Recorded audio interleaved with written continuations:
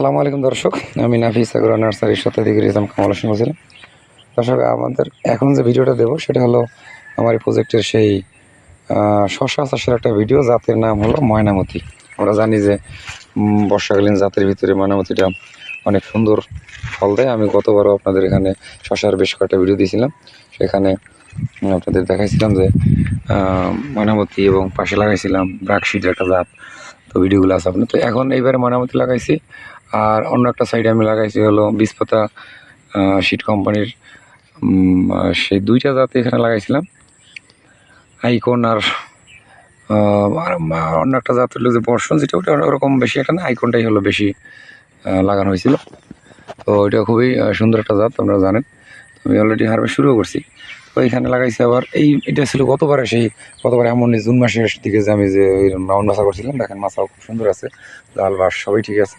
তো এখানে কিন্তু গতবার এই বেডে শশা করছিলাম, এরপরে এই বেডে টমেটো করছি, আবার মানে এর পরে আটা করছিলাম। মাঝখানে বেডেগুলো আমরা ওই যে শালগম যেগুলো, তারপরে এই বেডের মাঝখানে পাতাকপি ফুলকপি দিয়েছিলাম। তো সেই বেডটা আসলে অনেক দিন পরে আসছিল, খরার কারণে প্রচুর খরা। এবার তো জানেনি যে প্রচুর খরার কারণে আমার ফসল অনেক ক্ষতি হয়ে গেছে। তো সেই বেডে আমরা কী করছি যে প্রতি বেডে না লাগে মাঝখানে একটা বেড গ্যাপ দিচ্ছি। দেখেন এই যে এখানে যে এখান থেকে আবার এখানে ছিল প্রায় 12-14 ইঞ্চি দূরে ছিল একটা গর্ত। আমরা কী করেছি, মাঝখানে একটা গর্ত বাদ দিয়ে দ্বিতীয় গর্তে মানে অর্থাৎ প্রায় 24 ইঞ্চি দূরে দূরে একটা করে গাছ দিচ্ছি। তো গাছের অবস্থা এমন ছিল যে খরার কারণে সমস্যা এবং জোনাকি পোকায় একবারে মানে নষ্ট করে ফেলাইছিল, যে হবেই না এরকম।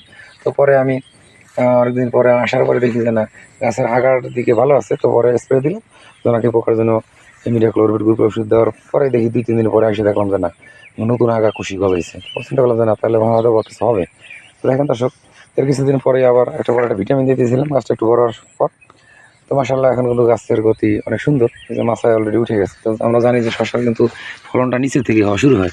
এই দেখেন এখানে কিন্তু এই যে ফলন চলে আসছে, এই যে প্রত্যেকটা গিটি ফলন। তারপরে এইগুলো যে শাখা প্রশাখা বেরিয়েছে, দেখেন ফলন উঠিয়েছে, আবার শাখা প্রশাখা থেকেও ফল বেরোবে। তো গাছেরও অবস্থা মাশাআল্লাহ অনেক সুন্দর। তো এইখানে এর আগে খরার কারণে প্রজেক্ট লস, কিন্তু এই পাতলা গাছ লাগানোর ফলে কিন্তু একটা জিনিস, যে গাছটা কিন্তু খুবই ঝোপালো গাছ হয়েছে। ঝোপালো গাছ হওয়ার ফলে দেখা যাবে যে ফলন কিন্তু অনেক বেশি হবে, মানে এবং ফলের সাইজও সুন্দর হবে। কারণ হলো যে বেশি ঘন, এখানে গতবার গাছ কিন্তু একটু বেশি হয়েছিল, মানে ঘন হওয়ার কারণে পাতা পছন্দ হচ্ছিল। এবার আর আমি ওইবারে চিন্তা করেছি একটু পাতলা লাগাইছি, যাতে দেখি কী অবস্থা। 24 ইঞ্চি দূরে দূরে দিয়েছি গাছ। তো মাশাআল্লাহ কিন্তু গাছ ঢাকা অলরেডি প্রায় ফিল আপ। আর কিছুদিনের ভিতরে আপনার শাখা বড় শাখা যখন বের হবে, তখন কিন্তু আর এটার ফাঁকা থাকবে না, সব ফাঁকা ফিল আপ হয়ে যাবে। তো এই জন্য চিন্তা করলাম যাক, এবার একটু মানে ফাঁকা দিয়ে লাগাই। দর্শক, আপনারা যদি এরকম রাউন্ড শেপ মাছায় এই শেপ মাছায় যদি শশা করেন, সেক্ষেত্রে কিন্তু ফলনটা ভালো এবং এটার ফসলটা হারভেস্ট করাটা অনেকটা সহজ। দেখেন নিচের দিক, এই দেখেন দুইটা ফল কিন্তু অলরেডি একেবারে নিচে যে 3 পাতা থেকে এই যে এখানে খাওয়ার মতো অবস্থা হয়ে গেছে। এইভাবে আরও অন্যদিকেও দেখলাম যে মোটামুটি ভালোই শশা ঝুলতেছে। প্রচুর ঘাস, আসলে এটার যত্ন ছিল অযত্নের কারণে। এই যে এখান থেকে দেখেন এই গাছগুলো কিন্তু মাশাআল্লাহ এখান থেকে ওই যে সুন্দরী অবস্থান আছে গাছ, এই যে বেশি বেড়ে গাছও আছে ভালোই। এইগুলো গাছের চেহারা কিন্তু মাশাআল্লাহ সুন্দর, কোনো কুকরি টুকরি বা ভাইরাস আছে তেমন কোনো সমস্যা নাই বললেই চলে। দেখি আমার চোখে ভাইরাস এখনো দেখা পড়েনি।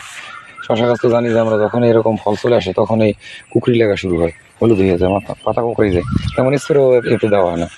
মানে তেমন গাছের গতি ভালো ছিল না, বিধে যত্ন করা হয় না।